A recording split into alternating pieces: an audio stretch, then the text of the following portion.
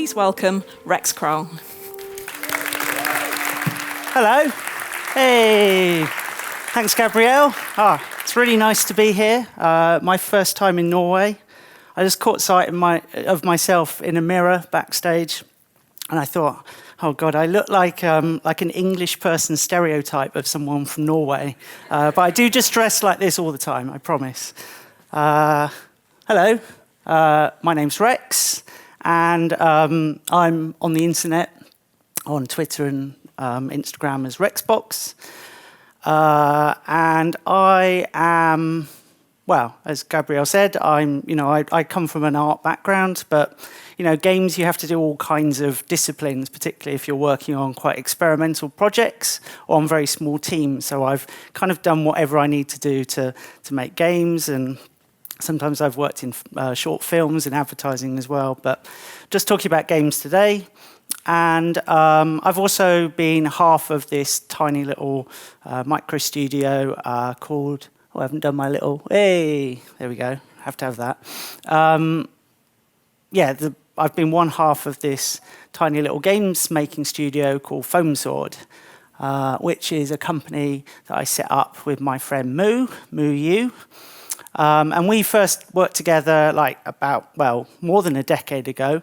At Media Molecule, and we worked together on Little Big Planet, and then we went off and did separate things. I stayed there and directed a game called Tearaway. Moo went off and did kind of more, experimented with mobile games and setting up various companies. But then we got back together again a few years ago to do a Kickstarter for a game called Knights and Bikes. And Moo works on the technical side. All the kind of clever stuff. He does the AI and the online multiplayer and all of these kind of hardcore elements.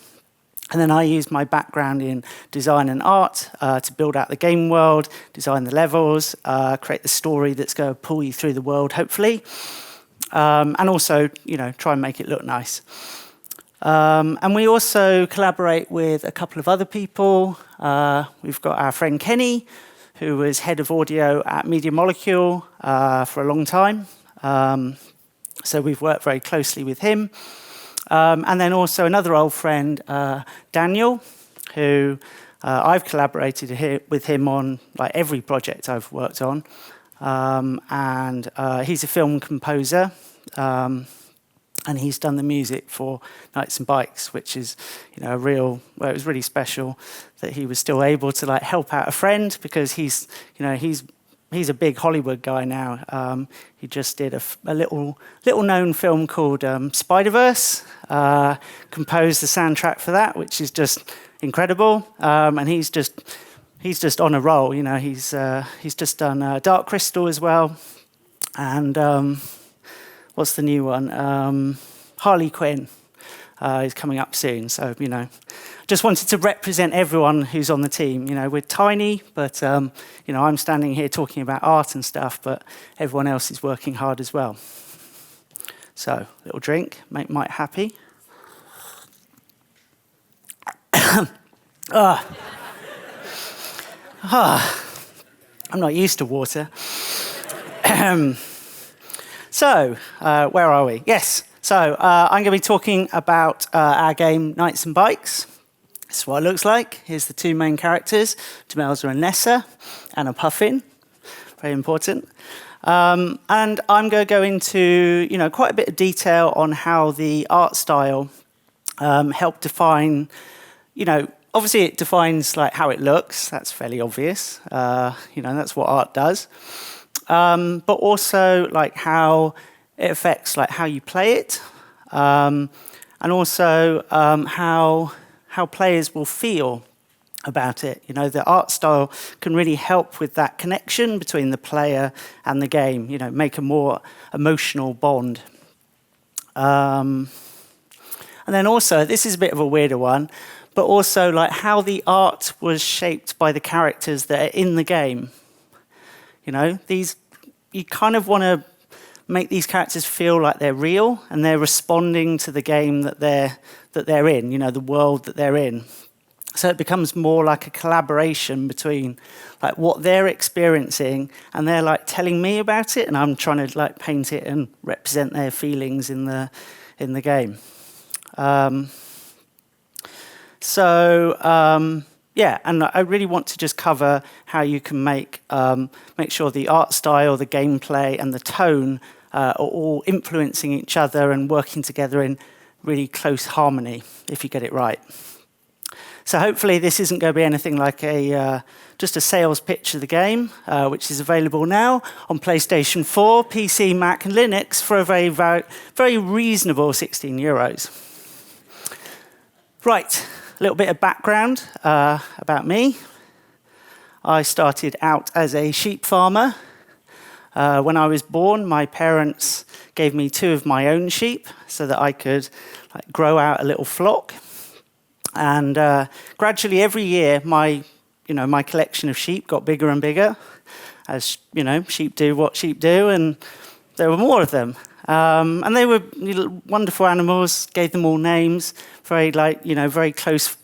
Kind of, it sounds weird, like close friends with all of them. But they were a lovely flock. And then one day, I sold them all, and I used the money to buy a computer. And that's what I got started with. Despite what you think, that's not me. That's just a guy from the internet. And it was a Amiga 500 computer. Did anyone have one of those? Yes, best computer ever.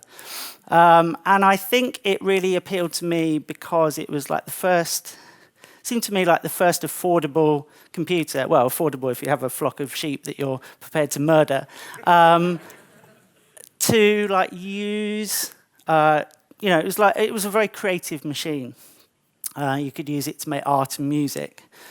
Here's Andy Warhol using one to paint Debbie Harry, and that was kind of like, oh wow, this is quite inspiring that it's being used for like visual work. Because up until that point, I thought computers were, you had to type something in. If you spelt it wrong, it would explode. They were very, they were kind of scary. They weren't very approachable. And I'm a very visual person, so, that was quite hard to, connect with them. And I used this incredible technology to make really bad games. That's actually a photo from my parents' house, a close-up of the Amiga, and I'm only showing a tiny bit of the game because it looks so bad. These are my first ever 3D rendered models, and they are supposed to be heads. They're just like meat bags. I think they were bad games at the time because I didn't really have anything I wanted to say with the games. I was just like, the only statement I was making was, I like games, I want to make games. And that's not that interesting for an audience. I was just like a fanboy for the technology, which is a bit like, using a pencil to only draw pictures of pencils. It's kind of it's not that interesting. So luckily, I went off to art college, discovered life, and sort of forgot all about games for a few years. Just wanted to soak up lots of new influences and just find a voice. And I studied graphic design. Even though I was like much more of an illustrator, I kind of wanted to learn about the wider context of how my artwork was going to be used. And that really helped to balance form and function, art and design. And that kind of started this ongoing goal of that I was referencing earlier of wanting art and design to work together in harmony. And I also learnt my most important lesson. Let me demonstrate.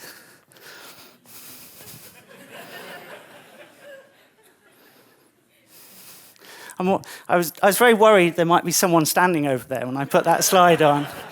I should have asked a volunteer to come up, shouldn't I, before I put that up? But this was a really important thing I learnt at art college. There's always going to be far more talented people at drawing hands, at drawing feet, and definitely at drawing horses.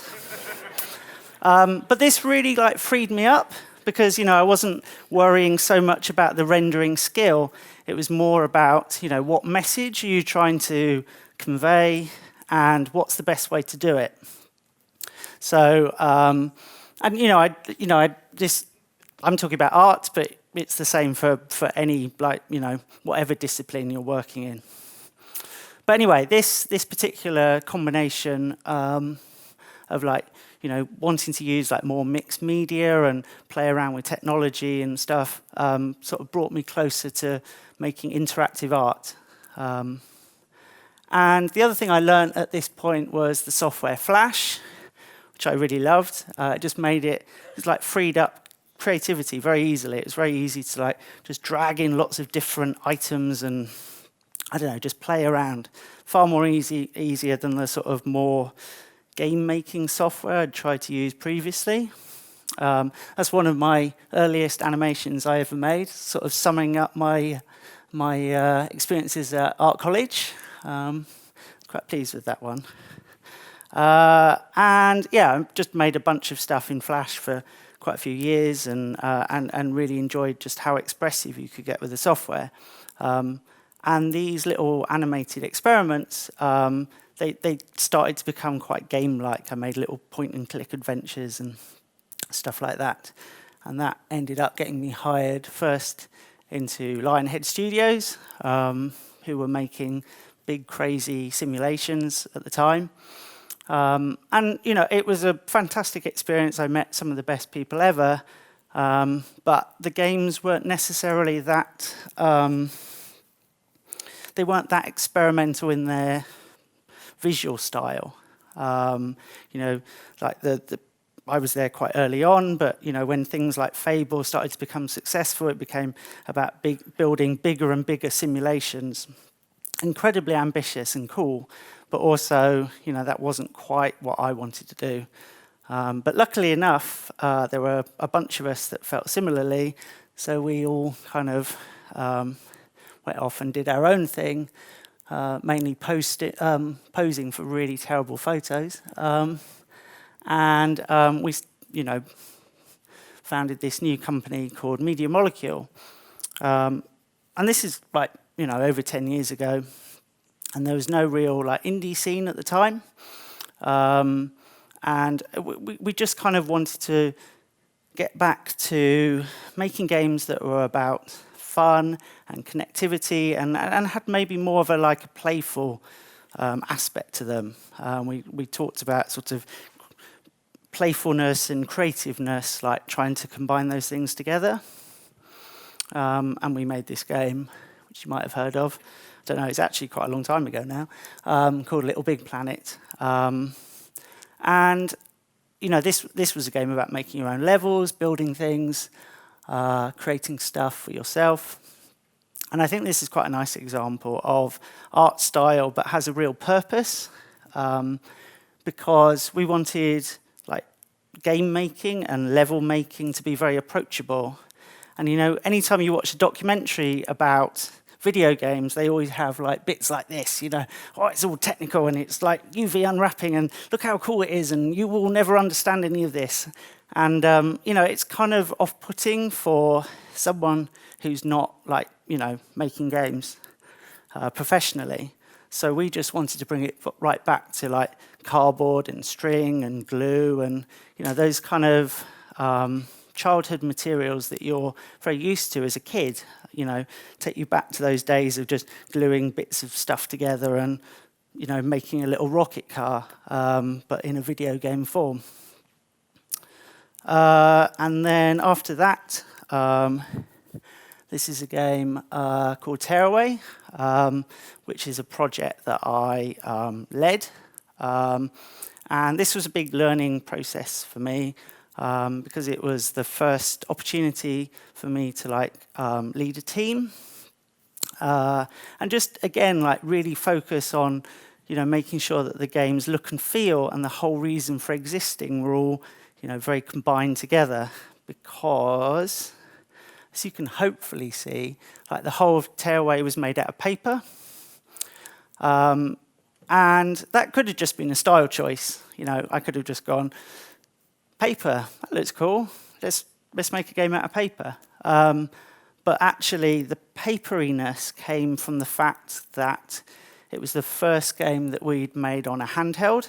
I don't know how many of you ever had a Vita. They weren't super successful, but they were a really interesting Sony device.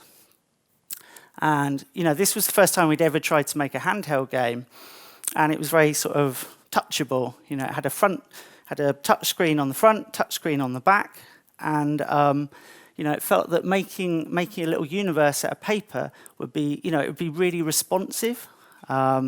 Just to the way you're touching the screens, the way you're tilting the screen, you know, it was a real unification of like how it looked and how it would play and how it would feel.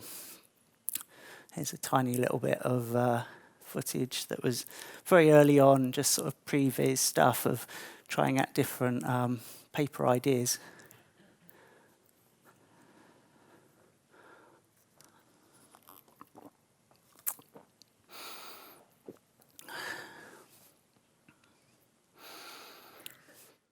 At this stage in the studio, the production team, they had a great idea of like bringing in a pop-up book designer who, you know, showed us all of the different types of folds you could do with paper, and you know, that was really inspiring and really kind of unblocked some of our some of our preconceptions. You know, it made us like step away from traditional level design and really think about paper in a very expressive way.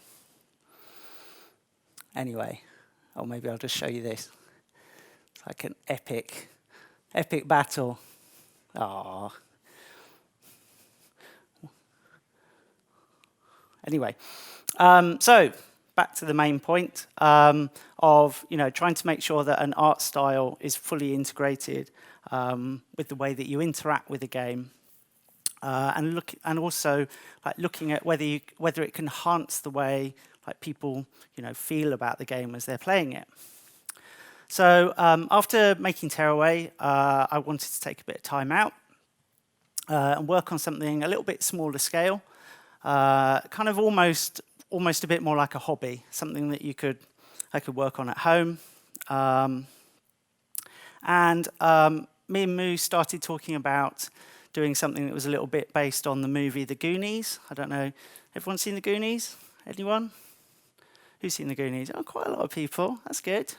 It's a classic. And you know, that movie is all about kids, like, you know, being in a gang, like trying to go and find some lost treasure. And that felt like, I don't know, just quite a nice starting point that we could, you know, just develop in all kinds of different ways.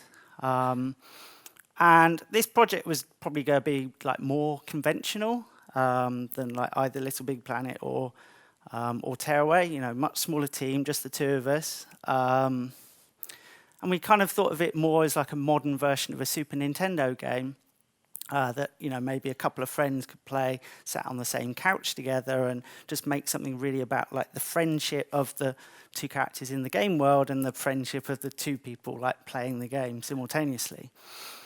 So, so for this project, the art style is more about like enhancing the player's feelings rather than, you know, sort of trying to be like particularly experimental. There's some stuff. Right, so let's put a trailer on and then you can see how it looks. It's quite loud. Well, it might be quite loud. Let's find out.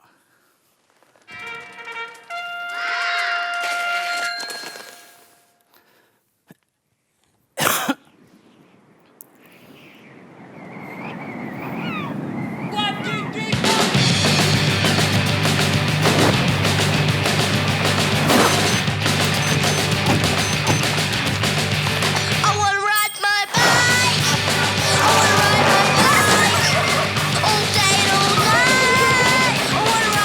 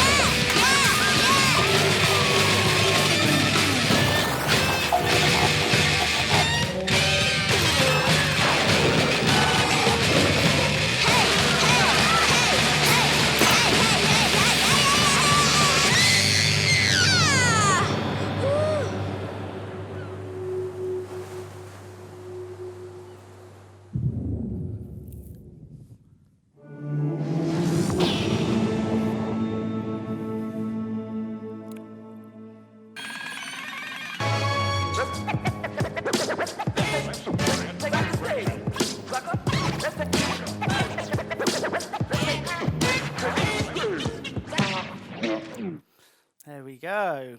Knights and bikes. Oh, cheers. Thank you. So the main themes of the game, it's really important when you've got a game to like really like define your themes. I think, from a lot of the talks we've seen over the last couple of days, like other creators have talked about the pillars of their game, and our ones were like childhood, it's about a couple of kids, friendship, both like friends in the game and also friends playing the game together. Exploration, it needs to have a great world to explore and run around in and ride your bike in. And also imagination, like a big deal was like, how are the kids going to perceive this world and how are they going to add to it? And get that sort of interesting juxtaposition between like what's it like to see something as a kid compared to like an adult who's a bit more kind of maybe lost a bit of the imagination along the way.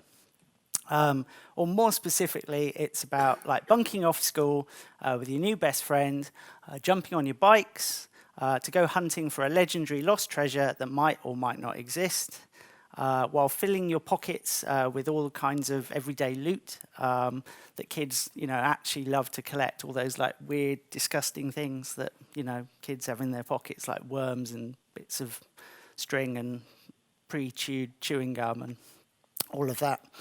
And it's a coming-of-age adventure that bumps up against the reality of the adult world around you, but at least you always have each other, the two of you, Nessa and Demelza, and also your pet goose, Captain Honkers. Someone told me that there's like another game about a goose that's come out. I don't know. I mean, it's passed me by. I have no idea. But geese are apparently very popular, and releasing a game right round now is a good thing to do. The origins of making this are, well, it was going to be a personal project, something on quite a small scale, just made by two of us for most of the time. We needed it to be something that was like, scaled to that size. We kind of went a bit overboard with like the amount of content, but the actual like pipeline to make the assets, needed to be really quick and easy. Everything kind of needed to be like painted in Photoshop and then pulled into Unity. There's kind of not like a concept art stage, it's just like do the concept art, cut it out, put it in the game. There's no like, oh, now we have to we have to model it and texture it and kind of almost like keep repeating what you've already done. And as I said, we took inspiration from the Goonies. We decided we were going to kickstart the project, so we needed some way of like bringing people in, like making some like cultural shortcuts. So they're like, oh yeah, I love the Goonies. I watched that as a kid, and what's this thing that's sort of a bit like it and a bit like a bunch of Super Nintendo games, all like up to date with cool graphics and online shenanigans. It was going to be a game about childhood, adventure, imagination, and energy. So, we needed a setting for this adventure. It needed to happen somewhere that like the kids could like really use their imagination on it, and just unleash all of this crazy kid energy on the landscape. So. I grew up, you probably shouldn't look too closely at that map on the other side, it's very bad.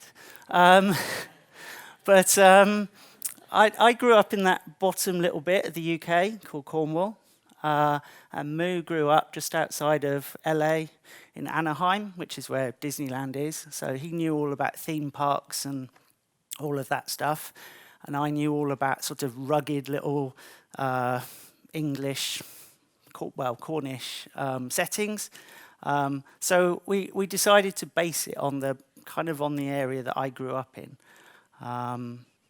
but with a little bit of influence from like theme parks and what have you, because Cornwall is somewhere that's very kind of, it's somewhere people go for vacations and go and visit theme parks, but take a bit of that sort of LA Disneyland stuff as well. And like focusing on Cornwall, it's a very rural area. It's a really cool place to go on rugged walks, and explore the cliff tops and the little fishing towns, and there's all kinds of ruins of old forts and old castles. It's actually, it kind of depends a little bit who you talk to, but it's actually supposed to be where King Arthur lived. He had this castle called Tintagel, which is basically Camelot. So yeah, very, very famous for King Arthur, even more famous for his big breakfasts.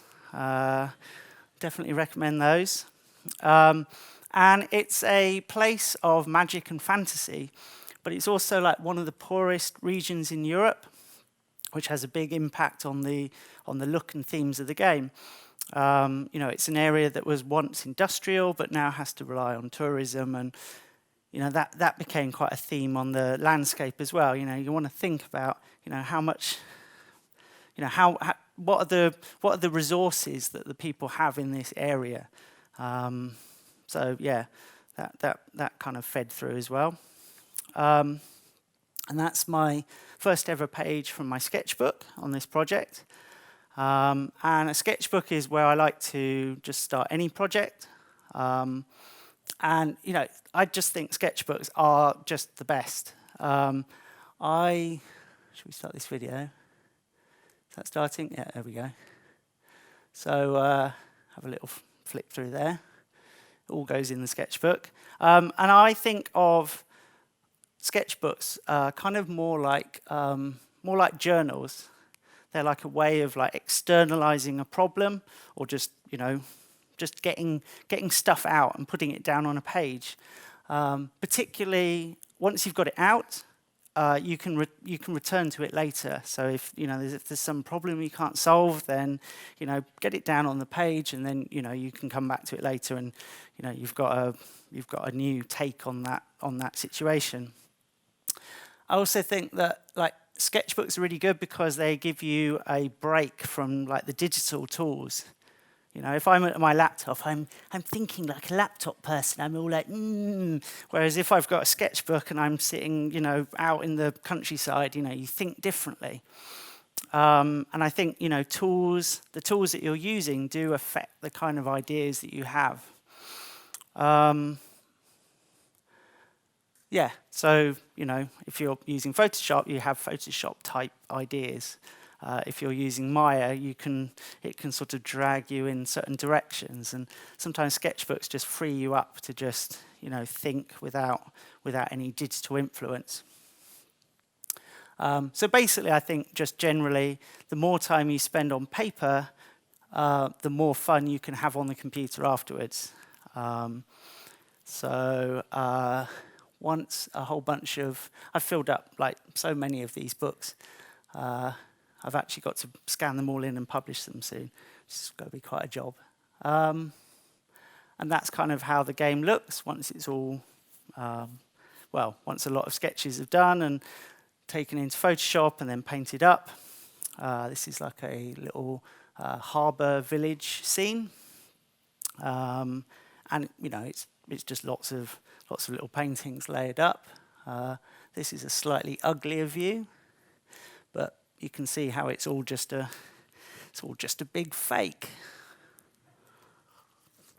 Lazy developers. There's another static scene of riding your bicycles around the shoreline. And something that's kind of interesting to like solve is that you've got things standing up and you've got a ground plane, and you've always got to like cover up where the things standing up meet the ground plane so that it's kind of smooth and you're not just seeing all these cut off horizontal lines everywhere. But luckily, we set it in quite a natural, overgrown kind of environment, so you're always putting little brush strokes and bits of seaweed or whatever, bushes and things at the base of things to help blend that all in. Here's another scene. This is the bike shop where you go to upgrade your bikes and customize them.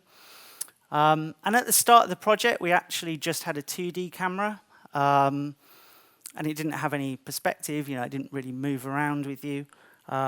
But one of the core points of the game was about exploration. And the trouble was, it was kind of like this. They would just move around the scene, and as a player, we're never seeing anything new as the characters move around because the camera is static.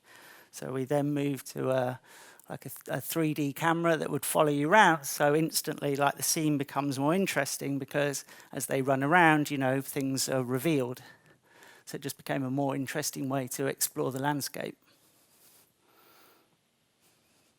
And here's the bike shop again, doing another of these little reveals. Very, very simple scenes. They do take quite a long time to layer up, though. There's another example. Yeah, and although, it is quite painstaking, piecing all this stuff together, I do want you to know that this is how I solve most design problems.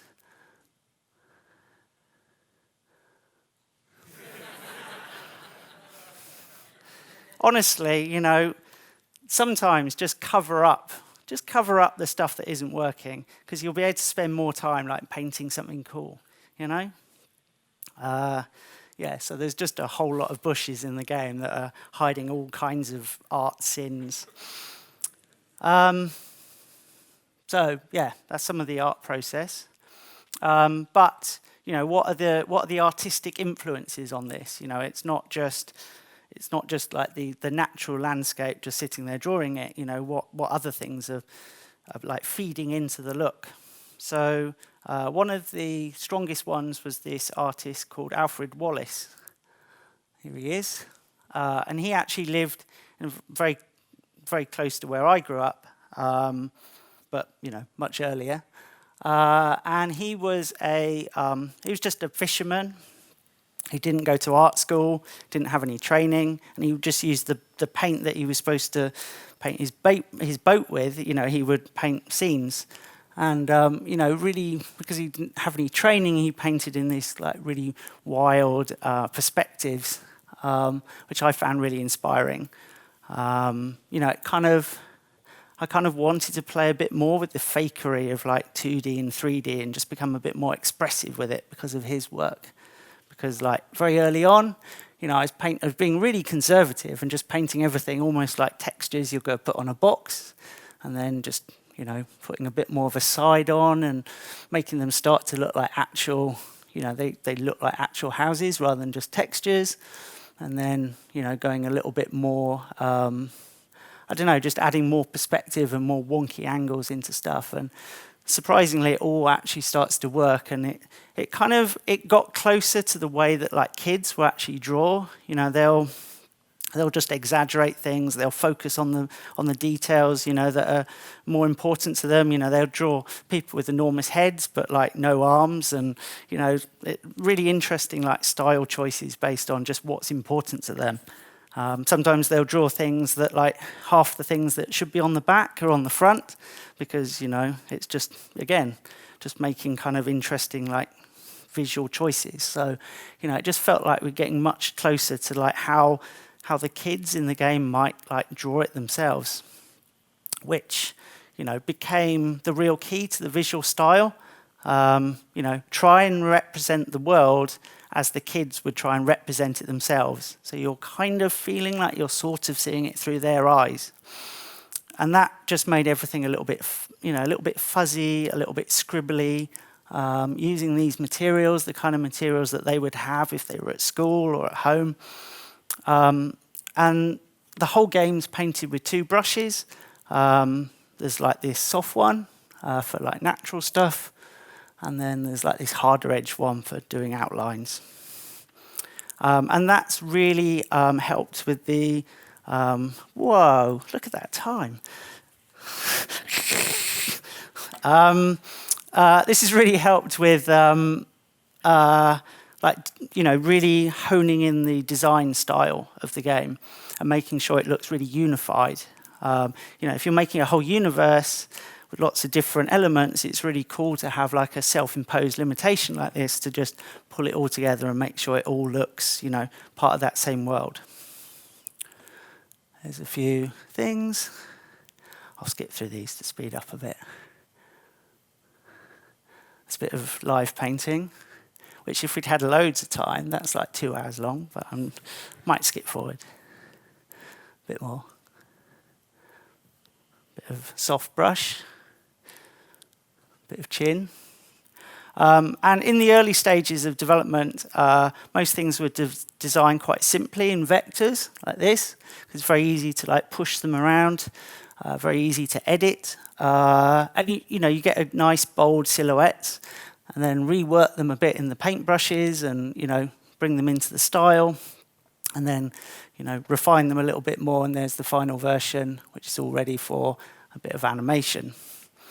And for animation, it needed to convey that energy and excitement that kids have as well. So everything's kind of painted, well, pretty much with like 3 or 4 frames, so it can all wobble and move around a little bit.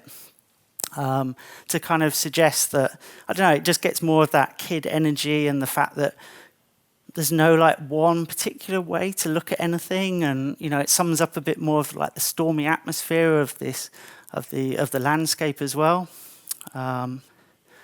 There's some character stuff. I can't always go quite as wild as I'd like to with the redrawing, particularly on the main characters. But then there's elements like her hair that has just still got that stop motion style. So it slightly feels like I always like to think of it. It's like Demels's hair is almost like thought bubbles. They're kind of like the ideas fizzing out of her head as she's running around this world. And having this style has been really useful for showing how the kids are imagining things and adding to the landscape with their own imaginations. So this is in a scrapyard, all full of rusty old cars and junk and stuff, and just being the place that kids should never really go into, but always will. And this is a car crusher. And as the kids run around, you can see how they sort of see it more like a dragon, and they're feeding things to it, and things get pooped out the other end as well. They're kind of augmenting the landscape with their own imaginations. And a big influence on that was this guy called Bob Godfrey, who used to make this show. It's a really old show, sort of mid-70s, called Rhubarb and Custard. I saw repeats of it when I was little. And I just love this style so much. It's so wild, so energetic. There's just so much happening. It's quite a weird phrase to have on stage. It's a kids' show, jeez. And I just want to call out as well that music is a big influence as well. So here it is with music.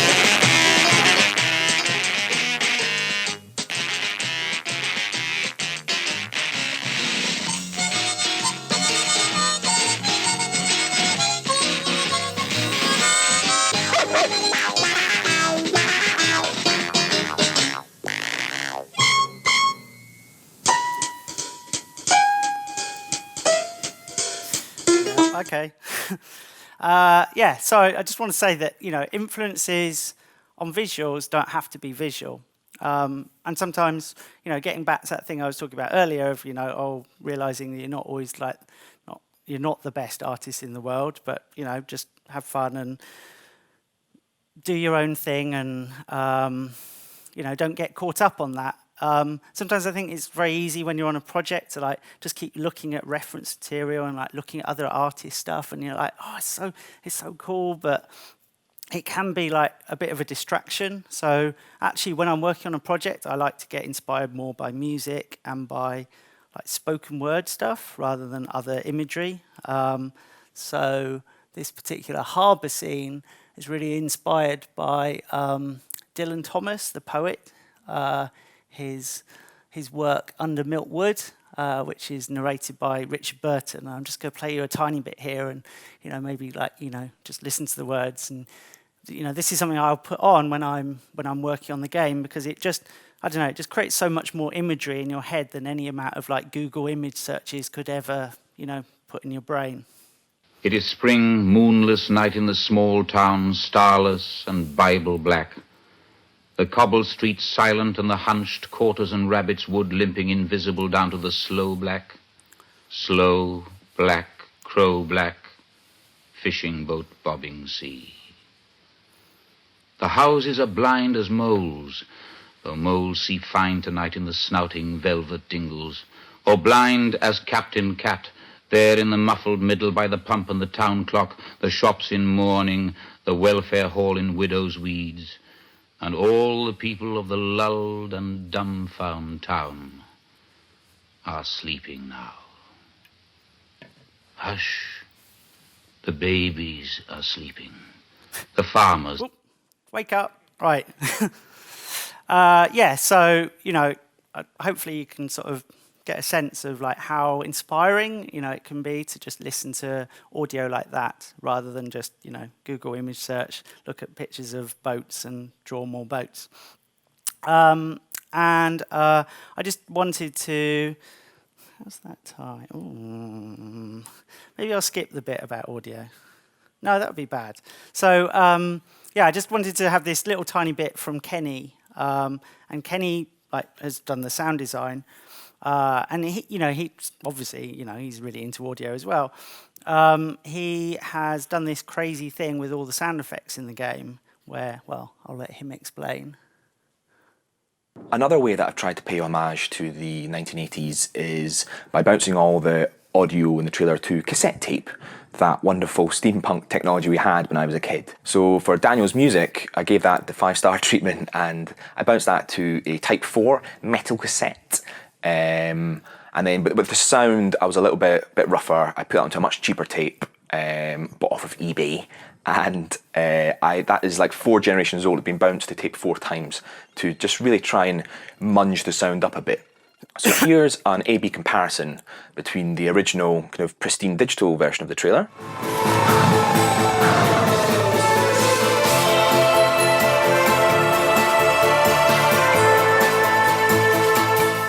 and now the cassette tape version.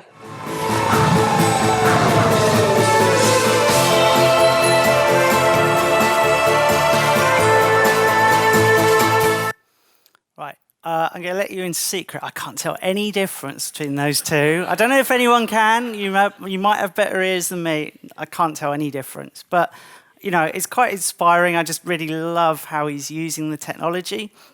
And sometimes these things can influence things in ways that you're not necessarily expecting, just having all these tapes around and they're all getting in the way. They inspired a mini game in the final game where a tape has completely unspooled and you have to use your fingers competitively to wind up more tape than your player. So sometimes you do weird things and it works out in a way that you're not expecting. Just back on Tearaway, getting a pop-up book expert in got us to make a game out of papercraft. These things can influence in strange ways. 30 seconds. Last bit, luckily, nostalgia. Did He-Man just do his thing? He must have. I wasn't looking. It's a very highly flavoured game, set in this region that I grew up in. It's quite personal. But we can't really overlook how much nostalgia and pop culture has helped us. It does help bring people in and create more relatability. I've heard several people talk about that on talks here past couple of days. You want to bring people in so that then you can add to it. You can surprise them and show them a more developed world or a world that they weren't really expecting. Some of the influences we took from pop culture apart from the Goonies, was this game Earthbound on the Super Nintendo, and then plastic toys from the 80s, and this bike. This was the bike I always wanted. It's called a Rally Vector, and it actually, well, this might have been marketing, but it had a computer built in, and it talked to you. I mean, bikes now don't have stuff like that, so incredible. I mean, wild. And the 80s setting is really popular at the moment. Obviously, there's things like Stranger Things, and I think it's a popular period because a lot of the stuff that we have now kind of existed in some form back then. So mobile phones did exist. You just had to wheel them around. They were so big. And Netflix kind of existed. It just existed in a video library where you had to go and get the films from. So, there's some connection between now and then. If we'd set the game in the 50s, it'd be much harder to connect with. A few more examples of stuff. There's a little battle you have with your, well, they're not He-Men, they're Prince Castleman characters. And what was really important to us, though, is to make sure that we didn't go super 80s with it, that it was a bit more nuanced, so that players would, I don't know, so it felt more like its own story, and also, I think sometimes films, everyone sort of they make out that on the 1st of January 1980, everyone dressed up in neon and jumped in their DeLorean car, and I don't know, you need money and you need to be connected to have all the new toys and the new tricks, and this is quite a sort of economically depressed area, so we wanted to make more of a statement with how 80s it was. So essentially the game is more like finding an old Polaroid photo of a family holiday rather than some mass media recreation of the past. I'll just skip through this very quickly. I'll just show you, these are when we take it on tour and take it to promotional shows, we like to try and bring the game out into the space that we're showing it in so that it will then bring players in more. So, it's actually it's kind of a weird thing, but it's cheaper to recreate an entire kid's bedroom with stuff that you build and make yourself than just get a vinyl banner printed.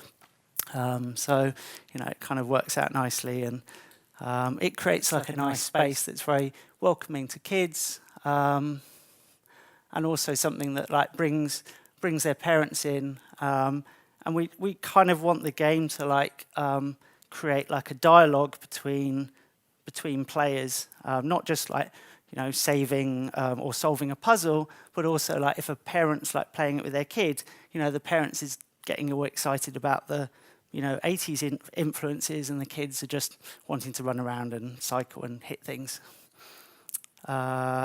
So essentially, taking the Goonies as this starting point, and then just trying to make sure that we're adding to it with lots of personal memories and things that are very relatable to all kinds of players and their families. And something that's really cool about sort of creating a world and then that has some of this pop culture but has plenty of room to become its own thing is that you might get an opportunity to work with cool people who are really good writers, like this person Gabrielle Kentz that maybe some of you have heard of. So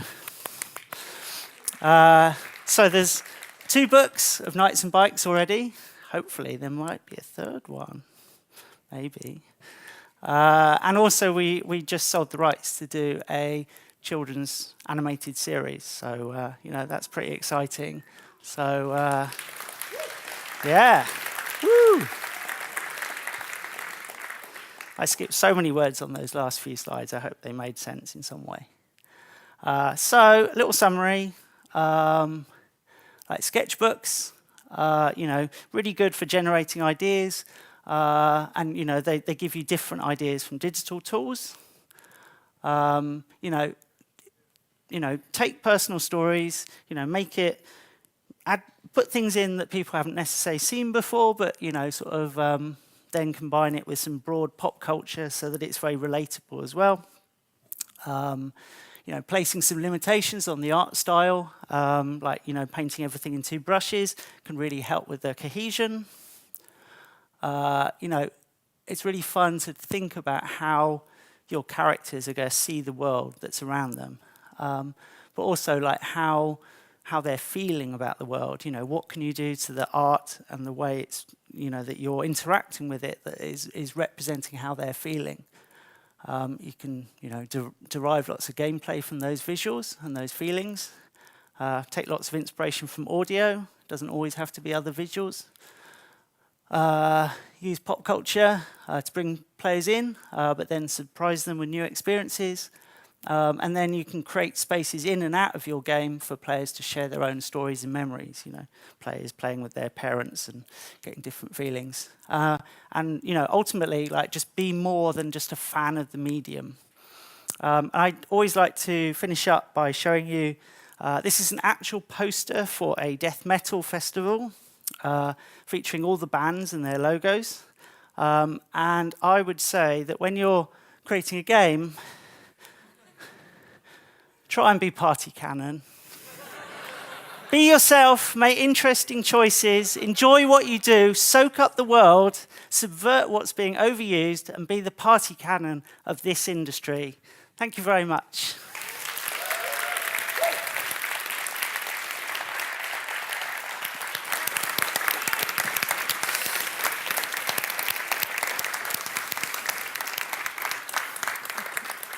We are bang to time now, but I think it would be unfair not to allow a couple of super quick questions if anyone has any super quick questions. Awesome, you're close to the front as well. Hi. Hello. So I've seen that included in the audio design is sounds of the imaginations of the girls as well. Was this a decision made on your part as creative lead or on the sound designer's part? And how much part of the design was the sound designer? So I think that's, I visually I created, some of this like visual imaginings of the kids. But then Kenny jumped on board with that and took it in new directions and, thought of ways to bring it into the audio experience that I really liked. So, I mean, my favorite example I always use is when you jump on your bikes, you hear like a little horse like neighing in the background, and it just makes you feel like, oh, I feel a bit like a knight, like saddling up and going into battle. So, and there's lots of other little moments like that in the game that are quite subtle, but they just give everything a little twist into the more fantastical. Sometimes if something's very fantastical, it's very useful to just pull it back into the slightly more mundane, everyday language with the with the audio. Thank you. Okay. Right, so we'll have to wrap up there, but Okay. Thank you so much, Rex, for a fantastic end to the day. Thank you.